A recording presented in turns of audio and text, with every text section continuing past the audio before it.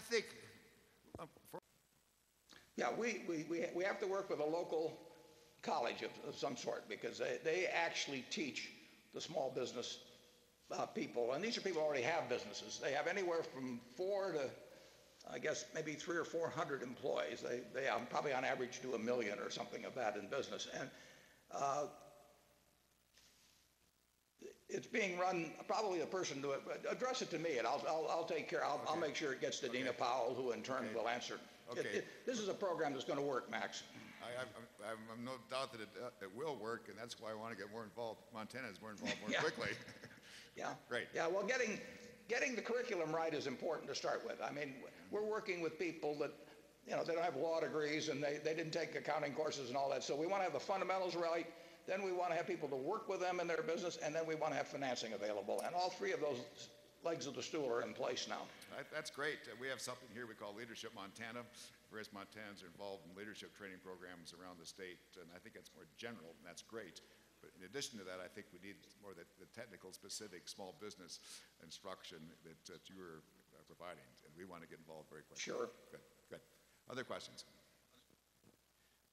Mr. Buffett, my name is Ron Newberry from the Newberry Law Firm in Montana here, and I've been involved in a number of startup companies over the years, and one of the critical aspects that seems to be missing here in Montana is financing for startup companies. If you could look around this room, I can see 10,000 great ideas that lack financing.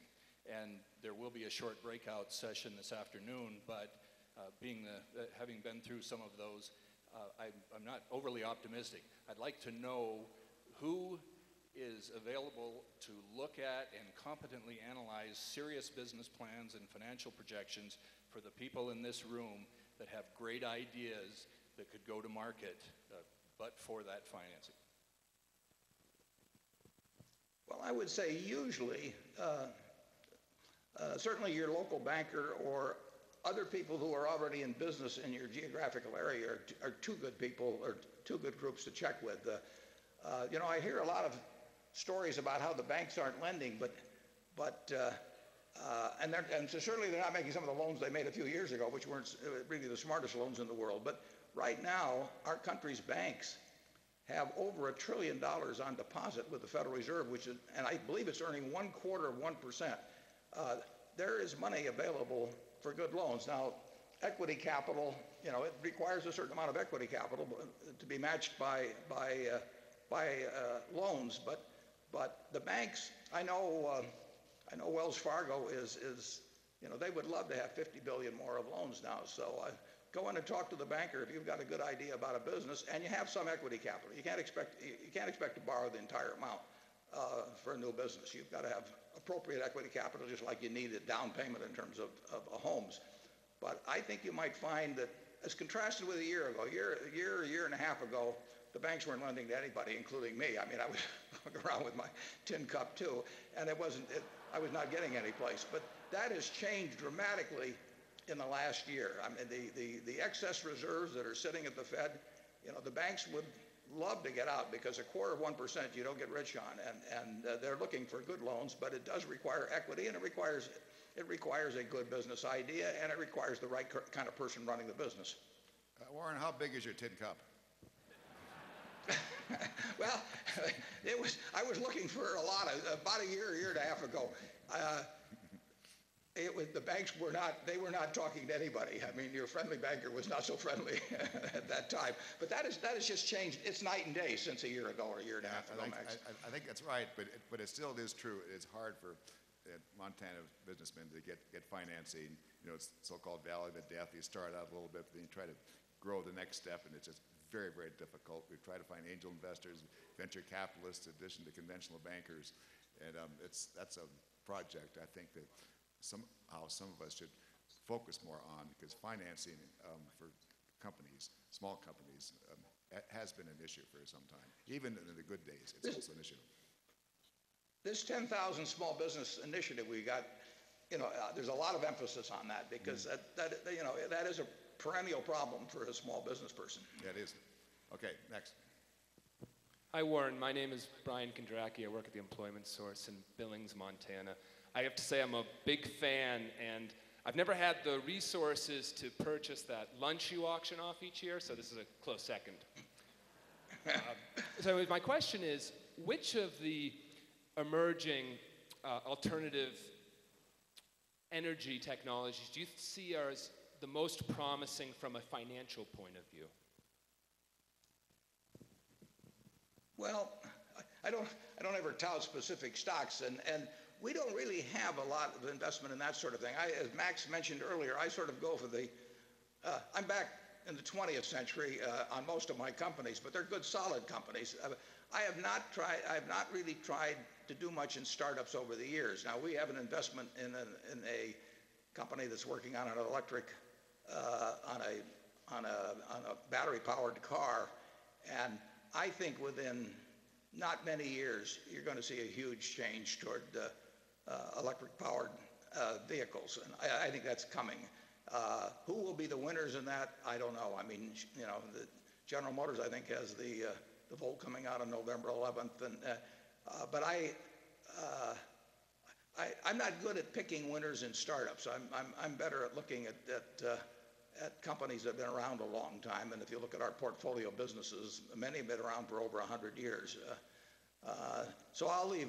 You probably ought to ask Steve Ballmer what great startups are. Warren, let me ask you a question that's related.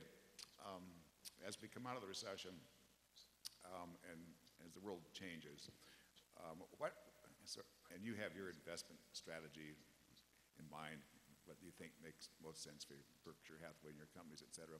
Can you give us the benefit of your thoughts of what, with changes in investments in America and in the world, what changes would be beneficial to rural states like Montana, or where could Montana sort of get ahead of the curve a little bit based upon the changes that you tend to see, the shifts in investment over the years, and what might we maybe watch out for? But how can we best take advantage of the changes, the basic investment changes that you think could be occurring in America and the world over the next 4, 5, 6, 10 years? Well, generally, you exploit your strengths. I mean, you play to your strengths. Low sulfur coal is, I mean, the world is going to need it. You know, Asia is going to need it. China is going to need it. And it has real advantages. So that could be a huge opportunity. You know, just becoming more and more productive in terms of farming has done wonders over the years. I mean, when you go back a few hundred years, we had practically everybody in the country working at farming, and now we're so productive that we have a very small percentage of the population, but we're turning out all kinds of products. So I would work with strengths always. The main thing you really want is a prosperous country. I mean, it is very difficult to have some state that's doing wonderfully and have 49 other states that aren't doing so well. So, and in that respect, you know, I'm a huge bull on this country. I mean, it is. We are not going to have a double-dip recession at all. I see our businesses coming back almost across the board. Housing will be the last thing. I mean, that it's taken long. We have a big inventory. We have a big inventory overhang, and that has to be worked through. But this country, what's worked for 34 years is going to keep working, and it won't be tomorrow. But I see in our business, I've seen sentiment turn sour in the last 3 months or so, generally in the media. I don't see that in our businesses. I see, you know, we are employing more people than we were a month ago and 2 months ago. So what you really want to do is you want to have a country that's working well, and then I think it'll work well for most of the people in the United States. Good. Thank you. Other questions? Good morning, Mr. Buffett, and thank you for joining us today. My name is Brenda Olson, and my company is ORG Corporation. I'm in Big Fork, Montana. We help businesses self-insure and form captive insurance companies, and Montana has some great legislation here. We have close to 50 captive insurance companies domiciled here. The big challenge I think that we face as a state is, you know, number one, in promoting our state as a great place for insurance, but also I think some of the challenges that businesses from all over the U.S. that come to Montana to have their captives is in dealing with the other states. And so I'm interested in what your perspective is regarding what either the federal government should do or what states could do to help with really this interstate aspect of insurance, which, as you know, is regulated on a state-by-state basis. Yeah, Brenda, I would say if you have 50 captives, you're doing very well, because that's probably more than virtually any other state. I think Vermont has a lot of captives. But it's interesting you raise that, because Omaha, where I live, used to be a railroad and livestock center, and it transformed over the years into a major insurance center. We employ thousands of people in Nebraska in that, and it's really because we've had a Nebraska insurance department that has worked very well with people, for example, like probably your clients that want to open up captives. So working with your insurance department, it is a state-by-state business, and if you have a cooperative, knowledgeable, responsive insurance department, you're going to attract insurance companies just like Nebraska has, and like apparently you have if you have 50 captives. So I would, I think insurance will continue to be regulated on a state-by-state basis, and you can have a comparative advantage against states where it's more difficult to do business. So I encourage you to work with your Montana Insurance Department. It sounds to me like you have been. Okay, next. Good morning, it's Sheila Rice with NeighborWorks Montana. Senator Baucus, thank you for another Sheila. very Good seeing powerful you. economic Bet. development. Thank you for your support of affordable and workforce housing. I want to compliment Mr. Buffett on Clayton Homes Initiative to provide assistance in a national nonprofit delivery system for affordable quality housing. But my question is regarded, and my compliments to you, Mr. Buffett, on the philanthropy efforts that you have done working with other wealthy people in terms of the 50% pledge. My question is, how can philanthropy best influence economic development? Well, I think that it has done much in the area of microfinance around the world, and I think there'll be a lot more done in that arena. You mentioned affordable housing. I think Berkshire Hathaway may be the #1 participant in affordable housing this year. We've signed up for hundreds of millions of dollars worth of projects working through firms like Enterprise and the National Equity Fund. I can't tell you where all those projects are because those funds run them, but I'm sure there are some in Montana.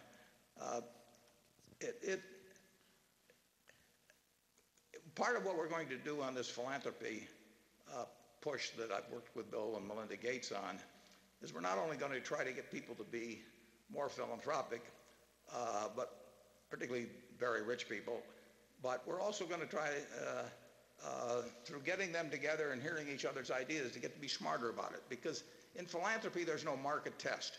I mean, if you can turn out a good hamburger, the world will find you and you'll do very well. In philanthropy, you can be very efficient and effective in what you're doing, or you can be ineffective, and there is no market test that puts you out of business. You just keep spending your 5% of the principal a year, and philanthropy can be done better.